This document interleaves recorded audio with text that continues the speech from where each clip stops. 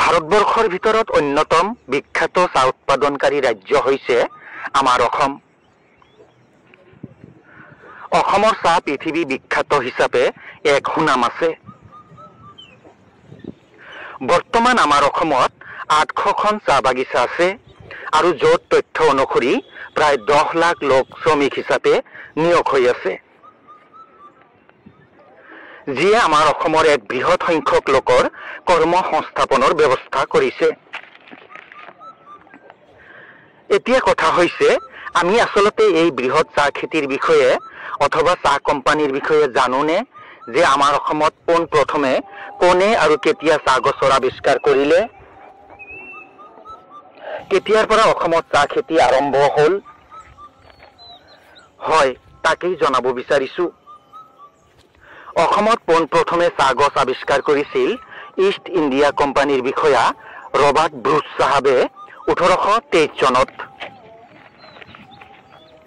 কিন্তু আন এটি তথ্য জানি ভাল পাব যে ৰবাৰ্ট ব্ৰুচৰ এই কাৰ্যত আমাৰ অসমৰ এজন স্বাধীনতা সংগ্ৰামীয়ে সহায় কৰিছিল। সেইজন হৈছে মণিৰাম দেৱান।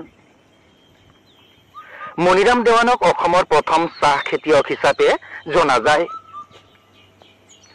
1839 চনত অসমত প্ৰথম চাহ খেতি আৰম্ভ হয়। অসমৰ প্ৰথম চাহ বাগিচা হৈছে চাবুৱা চাহ বাগিচা।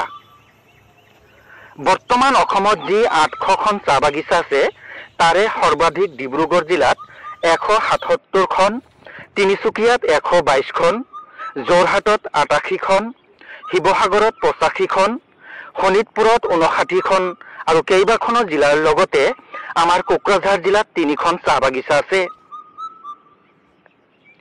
এই মনোৰম চাহ বাগিচাখন হৈছে কোকৰাঝাৰ চহৰৰ নিকটৱৰ্তী 7 নং মাগুৰমাৰী চাহ বাগিচা, যিটো আমাৰ গাঁৱৰ কাষতে অৱস্থিত। কেতিয়াবা কোকৰাঝাৰলৈ আহিলে এই মনোৰম চাহ বাগিচাখন চাবলৈ নাপাহৰিব।